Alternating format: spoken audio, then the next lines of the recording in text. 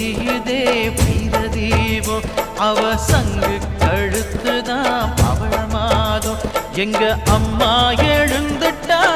கொலவைய போடு